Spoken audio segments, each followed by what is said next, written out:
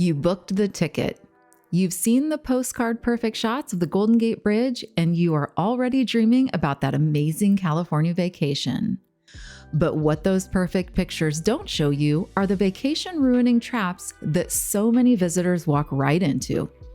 So I live in the heart of San Francisco, and I've lived here on and off for about 2 decades, and I've seen it all. I've seen the tourists showing up in July with t-shirts and shorts, thinking that's gonna be warm summer days, and getting hit by fog and wind and cold weather. And I've seen people miss out on visiting Alcatraz because they didn't book their tickets early enough. So before you get here, before you even start packing, you need to hear this. That beautiful sunny photo you saw? It was probably taken in September, the city's actual warm month, most of the time. That easy breezy drive across the Golden Gate Bridge? It conveniently leaves out the $100 worth of parking fees and the maze of one-way streets waiting for you. So today I'm going to take you through 10 of the biggest mistakes that I see tourists making in San Francisco. And more importantly, I'm going to show you how to avoid those so that they don't ruin your trip. And hey, if you want more travel planning advice, make sure to subscribe to my channel and like this video, as I'll be updating new content with new tips, advice, and information about San Francisco every single week. Mistake number 1, the weather trap. Packing for the wrong California. Okay. Let's start with the single biggest mistake, the one that immediately outs you as a rookie visitor: underestimating San Francisco's weather. You hear California and you think shorts, sundresses, and flip-flops. And then you show up in July, ready for the beach, and get hit with a wall of cold, damp fog that surrounds the Golden Gate Bridge and the entire city. This is not Southern California.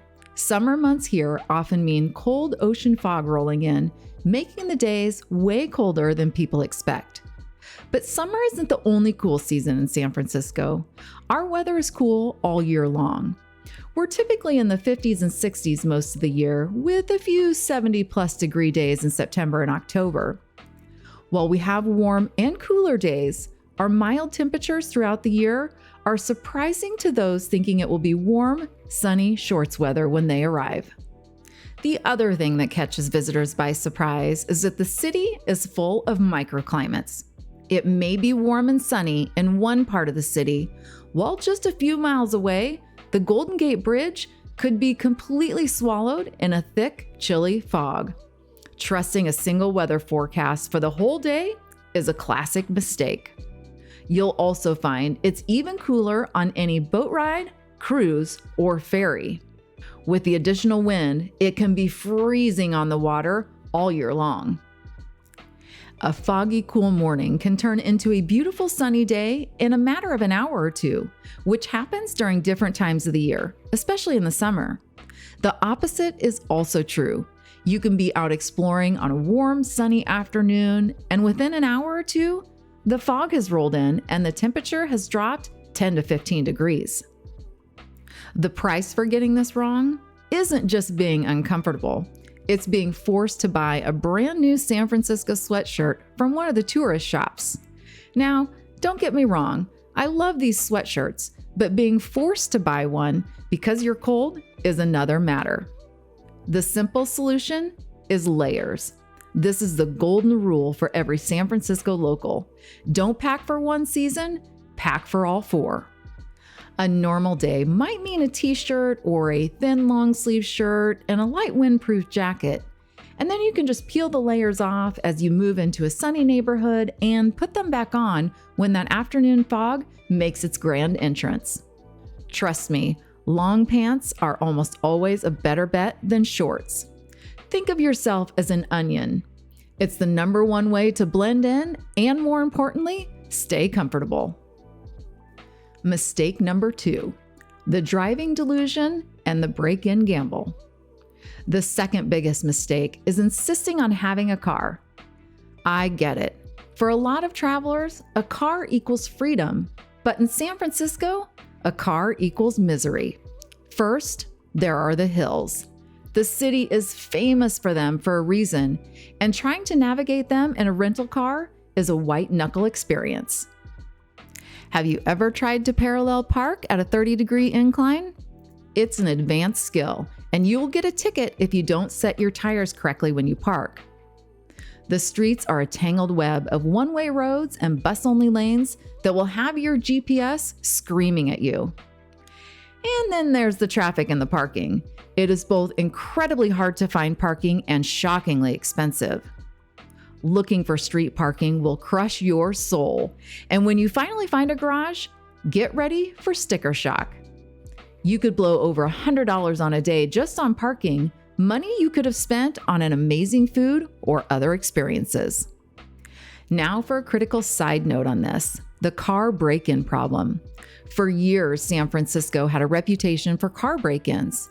And the great news is that the situation has dramatically improved, with reported break-ins hitting a 22-year low in 2024 thanks to some new police tactics. However, dramatically improved does not mean gone. Thieves still target rental cars in tourist hotspots, watching for people who pull over at scenic viewpoints, shove a backpack in their trunk, and walk away. That's an invitation for a smash and grab. The solutions are to embrace public transportation or treat any car you do have as a metal shell. Use rideshare apps, Muni buses, and streetcars to get around. And if you do decide to drive, the golden rule is very simple. Take everything with you, every single time. A rental car is not your personal storage locker. Mistake number 3, public transit confusion. Not knowing your Muni from your BART. So you've wisely decided to ditch the car. Great! The next mistake is not understanding the different public transportation options, which can lead you to getting lost or just overpaying. First, you need to know the key players. Muni is a system that runs within San Francisco. This includes buses, light rail trains, the historic F streetcar lines, and the famous cable cars. BART, which stands for Bay Area Rapid Transit, is the larger metro system that connects San Francisco to other cities like Oakland and Berkeley, and also gets you to and from both San Francisco International Airport and Oakland Airport. The key thing to remember is Muni is for getting around San Francisco, while BART is for getting to and from the city. The second part of this is messing around with payments. Muni still takes cash, but you need exact change on the bus. You can also buy tickets at certain stops, but not all Muni stops have ticket machines. BART no longer offers cash payment or even tickets at any of their locations. The insider move is to get a Clipper card. It's a reloadable transit card that works on pretty much every system in the Bay Area, including both Muni and BART. The easiest way is to add a virtual Clipper card to your phone through Apple Pay or Google Pay. Then you just tap your phone when you get on and you are good to go. You can also get a physical card from ticket kiosks around San Francisco. For tourists, the best deal is often a visitor pass. The visitor passport gives you a 1, 3, or 7 day of unlimited rides on Muni, including the buses, streetcars, and even the cable cars. A single cable car ride is $9, so if you plan on riding more than once and using the bus, a pass can pay for itself super quickly. You can purchase the visitor passports through your Clipper card. Mistake number 4, the cable car misunderstanding, treating it like a citywide tram. The cable cars are probably the most iconic symbol of San Francisco. Riding one, hanging off the side as you climb the hill, is an absolute must-do experience. The mistake is thinking that they are a practical way to get around the city. They are not. They're a moving historical landmark. Think of it as a ride, an attraction. There are only 3 cable car routes in San Francisco, and they mainly service the tourist-heavy districts. They're slow, and they get incredibly crowded.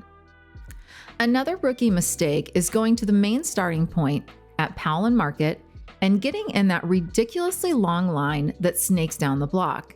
You could easily waste an hour or more just waiting to get on. And then there's the cost. Like I said, a single ride is $9. If you try to use this as a hop-on, hop-off around town, you're going to burn through cash like crazy. It is not an efficient or cheap way to travel. The solution is to change how you think about it. Treat the cable car as a bucket list experience and not your main ride. To do it like a pro, get that visitor passport so that you can ride them as much as you want without having to worry about the cost. Even better, avoid the massive lines by walking a few blocks up the hill from the start and hopping on a less crowded stop. Or, my personal favorite tip is to take the California Street line. It's usually less packed than the other two lines and still gives you those incredible classic San Francisco views. Enjoy the ride, then use the more practical Muni buses to get where you actually need to go. Mistake number 5, the Fisherman's Wharf bubble and missing the real city. San Francisco is one of the world's most unique cities, but you'd never know it if you only stay in Fisherman's Wharf. The mistake here is treating Fisherman's Wharf as the main event. While it is fun for seeing the sea lions and other fun attractions, the restaurants and shops are generally overpriced, tourist-focused, and don't represent the city's amazing culture at all. The mistake is falling for the convenience. You're there, it's easy, and you can get clam chowder and a sourdough bread bowl. But that convenience means missing out on the authentic sights, sounds, and flavors that really define San Francisco. So where should you go instead? Get out of the wharf and explore the neighborhoods for both food and hidden gems. For incredible Italian food and Beat Generation history, head over to North Beach. After dinner, you can browse the iconic City Lights bookstore. For some of the best Mexican food you'll ever have and vibrant street art, make a pilgrimage over to the Mission District. Craving amazing Asian food? You can check out Chinatown, but for a more local feel, head over to the Richmond District. While you're there, you can also discover hidden gems like Land's End along the Northwest waterfront. Exploring these neighborhoods gives you a better meal and a real taste of the city's personality. Do a little research and be adventurous. Your wallet, stomach, and a sense of discovery will thank you. Mistake number 6, the Alcatraz Heartbreak, assuming you can buy tickets on the day. Visiting Alcatraz, the infamous old prison on a rock in the bay, is at the top of a lot of travel lists. The mistake is thinking that you can just walk up and buy a ticket. If you show up at the ticket booth on the day you want to go, you are almost guaranteed to be disappointed. Either the tickets will be sold out or only the least convenient spots will be left, forcing you to rearrange the rest of your itinerary for that day. Alcatraz is run by the National Park Service and tours sell out all the time, especially during the busy summer and holidays. And I'm not talking about selling out a day or two in advance. I mean weeks and sometimes even a month or more. Every single day, hopeful tourists get turned away because they didn't plan ahead. This is not an attraction where you can be spontaneous. Another mistake is buying your tickets from unofficial websites.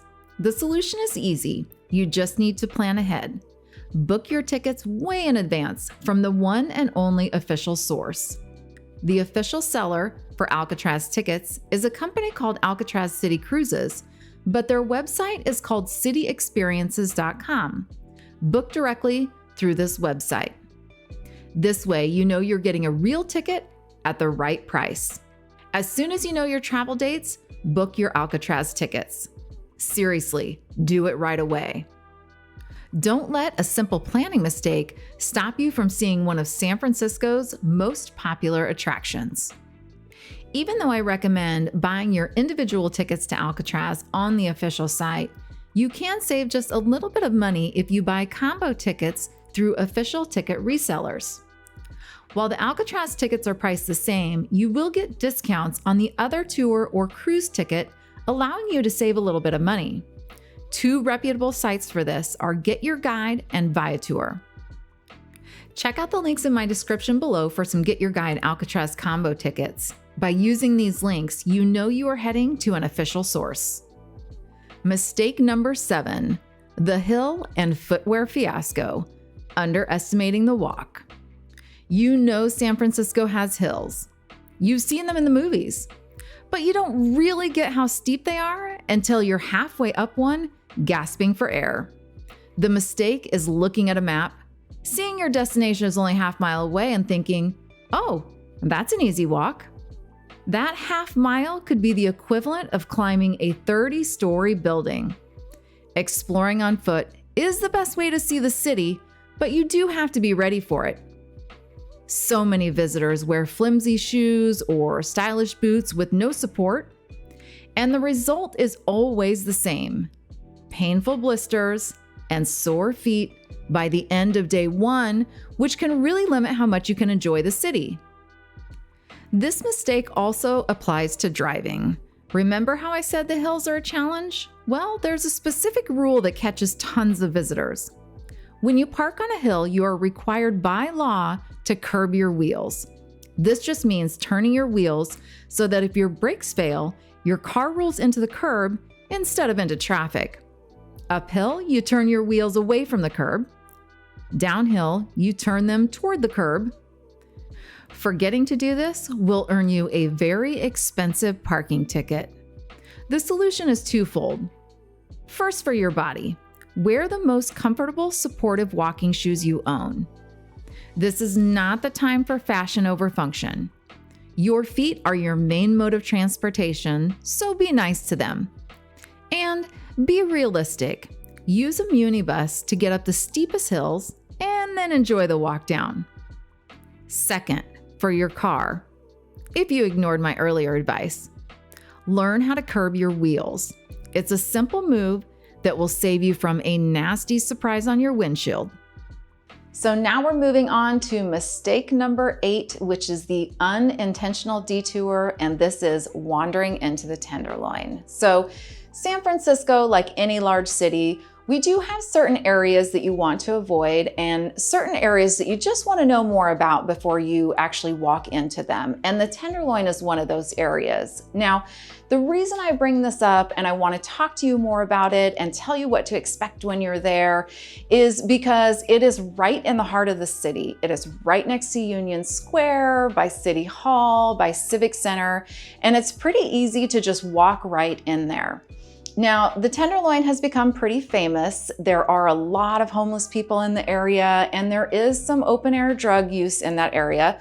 So it is an area that you want to know more about, you want to know where it's located, and you just want to be careful when you're there. So the other thing with the Tenderloin is there are some great restaurants, some very authentic restaurants in the area, some of the best cocktail bars in the area. So it's not necessarily a place that you want to totally avoid, but it is a place that you want to be really careful when you enter. So the reason I'm filming this piece at my house is because I'm taking my own advice. I'm always very careful in the Tenderloin. I want to make sure that I don't have my electronics out. I keep my phone put away. So I don't want to go down there filming with my equipment on my own and get into trouble. So it's the same advice that I would give you. Just be really aware of your surroundings. Make sure that you have your phones put away. Make sure that you don't have your big heavy cameras out. And if you find a cocktail bar or a restaurant there, go check it out. Just make sure that you're very aware of your surroundings. And I definitely would not recommend being in the Tenderloin, walking around at night by yourself. So that's another piece of advice on how to be really careful when you're in the Tenderloin. Mistake number 9, the overplanning overload, not budgeting travel time. The next mistake is overplanning your days. You look at a map and you see that San Francisco is a compact 7 by 7 mile square, and you think you can bounce around between attractions in minutes. The reality is that getting around takes some time. Trying to cram Alcatraz in the morning, the Golden Gate Bridge in the afternoon, and a food tour in the Mission District at night is a recipe for stress, not a vacation. That short trip from Fisherman's Wharf to the Golden Gate Bridge can take 20 minutes by bus, not including probably the 10 to 15 minutes you may have to wait for the bus. But if you plan to walk, it's going to take you more than an hour. Moving from one neighborhood to the next involves waiting for a Muni bus, navigating traffic, and climbing an unexpectedly steep hill. You'll spend your day racing the clock instead of soaking in the city. The solution is to give yourself breathing room. Don't schedule every single hour. Pick 1 or 2 must-do attractions for the day and cluster your activities by neighborhood. Focus on exploring North Beach and Fisherman's Wharf in one day, and then save the Mission and Golden Gate Park for another. This allows you to account for travel time and leave some room for spontaneous discoveries, like a hidden cafe or a beautiful view that make for a truly special trip. So now we're finally on to number 10. The number 10 mistake is the rookie giveaway. And I'm cheating a little bit on this one because I do have a couple of tips here that will make you look like a tourist right away. And so the first one is how you say San Francisco, or what you call San Francisco. And we do get a lot of tourists that will call it San Fran, or that we'll call it Frisco. And while it's kind of petty, both of those really drive the locals mad. And there's a whole history behind it. I'm not gonna take you into that, but just don't call San Francisco, San Fran, or Frisco. You can call it San Francisco, you can call it the city, and you can call it SF, but just don't use those other two because it will be a giveaway that you are a tourist. So the second half of this one is what you're carrying in your wallet. And so many places have gone cashless all around the US and around the world. But San Francisco has some great little mom and pop shops that are still cash only. And so you'll get used to paying with your credit card or using your Apple Pay or your Google Pay in many places around San Francisco, and that's great. But if you're walking around a neighborhood such as Chinatown or even along Divisadero Street, you're gonna find that there are certain places that only take cash. And the reason that they do that is they don't want the credit card fees. So make sure when you're walking around San Francisco, you don't need a lot of cash, but make sure you have, $40, $60 in your pocket. So if you want to pop into one of these mom and pop shops where you can actually get some pretty good deals on food and drinks, make sure you carry some cash so that you can check out some of these places. Avoiding these 10 mistakes will completely change your trip to San Francisco. You'll be more comfortable, you'll save some money, you'll eat way better food, and you'll spend time actually enjoying the city instead of dealing with the problems that could have been avoided. You'll be navigating the city like a pro, not a frustrated tourist. So that wraps things up on this video about the 10 biggest mistakes that I see visitors make in San Francisco. And I hope my information and my advice will really help you plan and prepare for your visit to the city by the bay. And if you want even more travel tips, I do release new videos every single week. So make sure to like this video and subscribe to my channel for even more tips for planning your trip to San Francisco.